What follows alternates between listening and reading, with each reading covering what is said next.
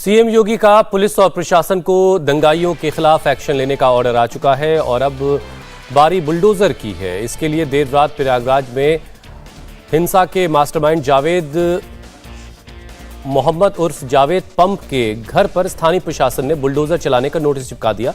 जावेद के खिलाफ प्रयागराज विकास प्राधिकरण की मंजूरी के बगैर निर्माण करवाने का आरोप है। यानी आज प्रयागराज में हुई हिंसा के मास्टरमाइंड जावेद के आलिशान आशियाने को जमींदोज किया जा सकता है।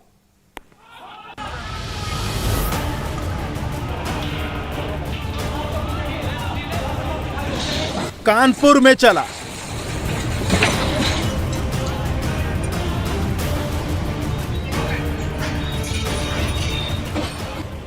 सहारनपुर में चला,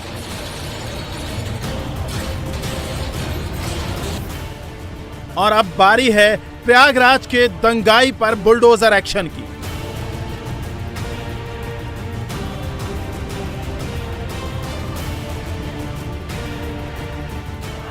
जी हां, प्रयागराज में जुमे की नमाज के बाद जो कुछ हुआ, जिस तरह से पत्थरबाजी हुई, सरकारी और आम लोगों की प्रॉपर्टी को नुकसान पहुंचाया गया, पूरे शहर को हाईजैक कर हिंसा फैलाई गई, उसका अब हिसाब का वक्त आ गया है। प्रयागराज में दंगे का मास्टरमाइंड जावेद मोहम्मद गिरफ्तार हो चुका है। जावेद मोहम्मद की पत्नी हिरासत में है। बेटी आफरीन फातिमा पर भी कसा शिकंजा।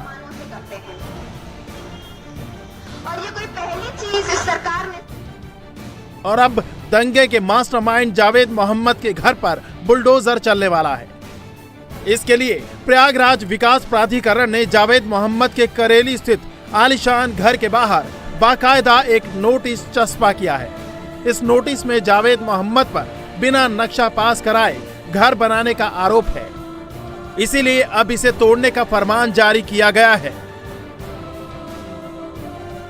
प्रयागराज विकास प्राधिकरण की तरफ से जावेद मोहम्मद के घर पर जो नोटिस चिपकाया गया है, उसमें आरोप है कि करीब 1500 स्क्वायर फीट में बेसमेंट और फर्स्ट फ्लोर बिना इजाजत के बनाया गया है। इस संबंध में 10 मई को जावेद मोहम्मद को कारण बताओ नोटिस दिया गया था। नोटिस का जवाब देने के लिए 2 हफ्ते का वक्त यानी 24 मई तक का वक्त दिया गया था, लेकिन 24 मई को ना तो खुद जावेद और ना ही उनकी तरफ से कोई और प्राधिकरण में अपना पक्ष रखने पहुंचा। इसके अगले दिन 25 मई को जावेद के करेली स्थित अवैध निर्माण को ध्वस्त करने का आदेश पारित हुआ, जिसमें कहा गया था कि वो 9 जून तक अपने अवैध निर्माण को खुद ही ध्वस्त कर दे, लेकिन जावेद मोहम्मद ने ऐसा नहीं किया, जिसके बाद शनिवार को जावेद मोहम्मद के घर पर प्राधिकरण ने नोटिस चिपकाया, जिसमें आज यानी 12 जून को सुबह 11 बजे तक घर खाली करने को कहा गया है, जिससे कि इस अवैध निर्माण को ध्वस्त किया जा सके। उपद्रवी तत्वों पर प्रभावी कार्रवाई करेंगे। कोई भी तत्व अगर कानून को हाथ में ले रहा है, वो कोई भी संगठन हो, सख्ती के साथ उससे निपटने की कार्रवाई हमारी जनपद स्तर पर हो। ये प्रयागराज में करेली के जावेद मोहम्मद का वही घर है जिस पर आज सुबह 11 बजे बुलडोजर का एक्शन होना है, लेकिन इस एक्शन से पहले पुलिस ने जावेद मोहम्मद के परिवार पर जो कार्रवाई की है, उसे लेकर परिवार के लोग पुलिस पर आरोप लगा रहे हैं।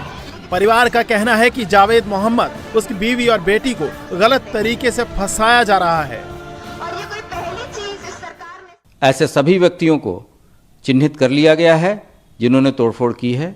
इनके विरुद्ध गंभीर धाराओं में अभियोग पंजीकृत कराया जा रहा है तथा जो भी सरकारी एवं प्राइवेट संपत्ति की क्षति पहुंची है, उसकी वसूली भी की जाएगी और इन व्यक्तियों के विरुद्ध जो गैंगस्टर एक्ट के तहत इनकी संपत्तियां भी जब्त की जाएंगी।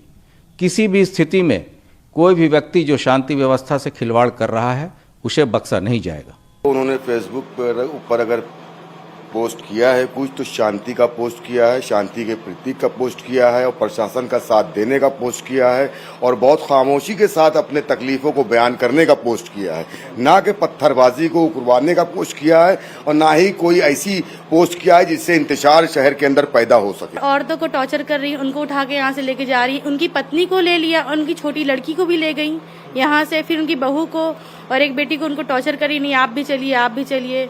तो ये कितनी महिलाएं घर की पकड़ी गई? दो।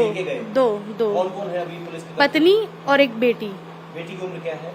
बेटी की उम्र मीन्स होगी 18-19 साल। करती क्या है वो? पढ़ाई कर रही, ग्रेजुएशन कर रही। यूपी में नामजद एफआईआर के बाद धड़ाधड़ गिरफ्तारियां भी हो रही हैं। कई जगह बुलडोजर चल चुके हैं तो कई आरोपियों के खिलाफ बुलडोजर एक्शन की तैयारी है, इसलिए विरोधियों को ज्यादा तकलीफ हो रही है। अखिलेश की पार्टी के सांसद शफीकुर रहमान बर्क पुलिस के एक्शन का विरोध तो करते हैं, लेकिन साथ ही ये भी कहते हैं कि मुसलमानों को मजबूरी में पत्थरबाजी करनी पड़ रही है।